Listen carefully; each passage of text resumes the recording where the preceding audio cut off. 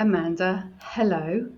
This is Hello. such a treat. Thank you so much for agreeing to come on to 5 Career Questions. Yeah, no, it's great to be here. Good. So, a bit of background. You Hmm. are an executive coach. You are Yeah, also a team and leadership development consultant, yeah, and you train coaches yourself in integral development coaching. Is that yes. correct? Part of a team that do that. Yes, that's right. Perfect. And prior to that, you were in HR because that is how we met in our Yes, young HR exactly. days at Yeah, ABN yeah. AMRO.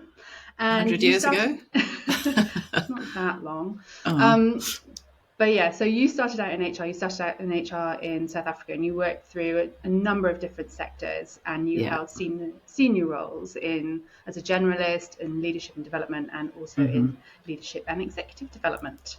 Yep, that's right. Yes. Cool, got it all. Yeah, Excellent. well done. Well, welcome to 5 Curly Career Questions. Are you ready? Absolutely, yes. Perfect. Okay. Your first question. Tell me about a time when you experienced maybe a career transition or a time you felt a bit stuck. Mm. Well, probably for most of the time that you and I worked together, Helen. Yeah, I think probably my latter part of my career was one long feeling stuck process, and not really being sure what I wanted to do instead of sort of a corporate HR role, and lack of belief of whether or not I could do anything else, and earning good money, so that made things easier to stay. So yeah, it was a fairly long, stretched out crossroads that I found myself at. Yeah, Yeah, yeah, that really resonates actually. That's yeah, yeah, yes. feel that. Okay. So question two. In what one way have your priorities changed over the years? You know, as we Mm, start out in our careers, yeah, 20s, 30s, 40s, things, we change. What yeah, we need absolutely. changes. Yeah, So, what one way have your priorities changed? I think probably they're changed in a number of ways, but I think probably an overarching something that characterises all the sort of sub priorities. Yeah, is doing something that I found meaningful. Whilst I enjoyed my HR career enormously, and had the fortune of working with amazing people, yourself included, I I'm not don't sure that's think. true, to be fair. Well, no, I think it is. I think for the longest time, I realised that the kinds of conversations that I was having at work weren't the kinds of conversations that really fed my soul. Help.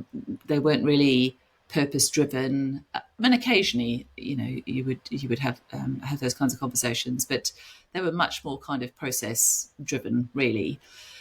Yeah, for me, I think it was trying to find something that felt like it was purposeful, that had me feel fulfilled. If I'd sort of had a day at work, I think, yeah, what I did really made a difference in somebody's life, or the kinds of things that I were doing weren't just, yeah, moving pieces of paper around a table or getting somebody else's process finished. So I think for me, it was very much about finding something that yeah, a major priority being whatever I'm doing, for it to be something that I find fulfillment and meaning in, really. Yeah. Yeah, that's really beautifully, eloquently said. Thank you. So, question three. What are a couple of key resources, or maybe it's pieces of advice that Mm. you've had along the way? Yeah. Yeah, I think probably less pieces of advice and relationships with people in my life. Actually, I think that's probably yeah.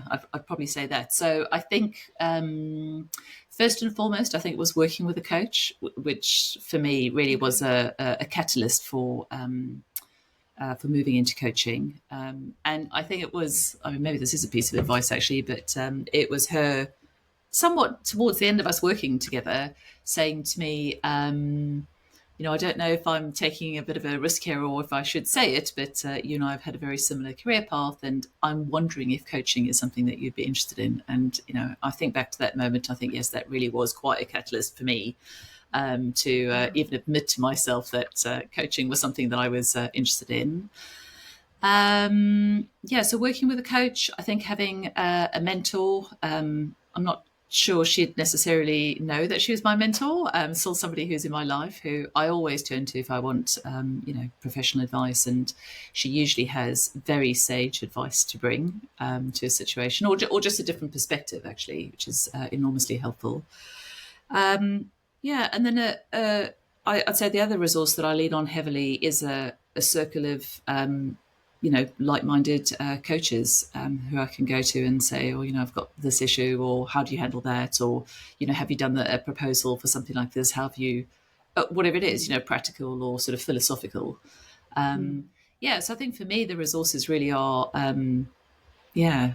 key relationships, I think, that I can turn to and that have helped me along, when I have felt stuck. Yeah, gosh, I think that's super powerful. Having those relationships, people you can turn to, especially when you're working on your own, because when we were working in HR, we worked in a team, right? And so you could bounce ideas off people all the time. But then when you go out and you work on your own, whether it's as a coach or whatever it is, then you're very much, you've got to build those relationships and that network of people who, say, like-minded, and people that you can turn to. Yeah, absolutely. I think I find myself saying this to lots of people who are starting out on their own. The kind of, you really have to pay attention to community when you're working for yourself. Yeah. Yeah, very definitely. True. Cool. Thank you. So you will remember, and I know you know, that I really, really, really don't like coriander. Yeah. So if you think about that, really, really, really don't like something, sense, in a professional setting or a work context, what would your coriander be? So I like coriander. So, but I get the question that you're asking there. Admin.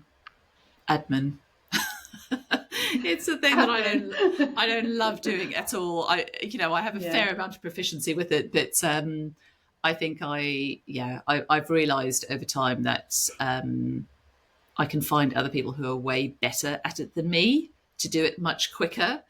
And actually that it's not really worth my time struggling on with something that's, doesn't come easily to me, or, I really have to spend a lot of time sort of delving into something.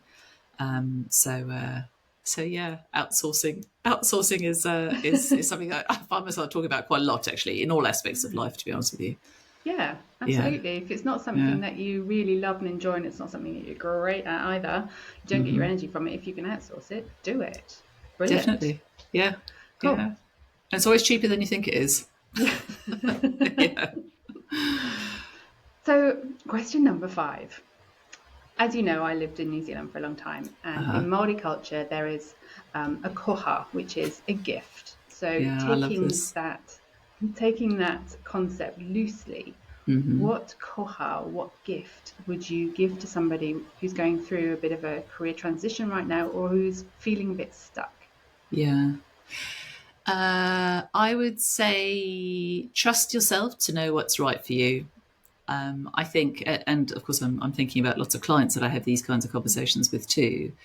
I think one of the reasons why crossroads are so hard for us is because I think we lose contact with our trust in ourselves, and or trust in ourselves to know what's right for ourselves. And we listen to lots of other people, and we go and seek advice, and sometimes that leaves us feeling even more confused than before. So I would really say, maybe it's 2 things actually, but trust yourself to know what's right for yourself, even though it may not be obvious to start with. And notice what brings you alive, because I think that's so often a good bread trail to follow. Nice. Yeah. So notice what brings you alive, and go with something that feels right. Yes, even absolutely. If you don't realise it's time. Yeah. Okay, cool. I like that. Okay, so that's your 5 totally career questions, Okay. but you know full well that you're going to get a mystery question. Yes. So this was left by a previous guest, and it's a concept that I have borrowed from Stephen Bartlett. Yes. So are you ready for your mystery question? Yeah, go on, hit me. Okay. So over the next month, what skill do you want to develop? Oh, gosh, Helen, that is like the most astute question you could ever have asked me, because it is very much front of mind for me at the moment, actually. Both because I've got a little bit of time in the next month or so. The diary's not looking kind of hugely busy, so actually I can see a gap to pay attention to that. And it's also one that kind of slightly stumps me, because I think I should be doing something in the professional development space, and I'm not sure what it is. But actually, the conversation that you and I have had just before starting this recording has definitely sparked something in me. So I think I may take your advice and go and spend a bit of time investigating Canva. I love that. Yeah. Excellent. I look forward to seeing your new Canvas skills. Yes, absolutely. Don't underestimate it. It's excellent. Yeah, no, it's a great suggestion. Thank you. Awesome. Oh, Amanda, thank you so much. It's been my pleasure to have you on here. Thank you for taking the time. Yeah, no, it's been a real pleasure. Thank you, Helen. You're welcome.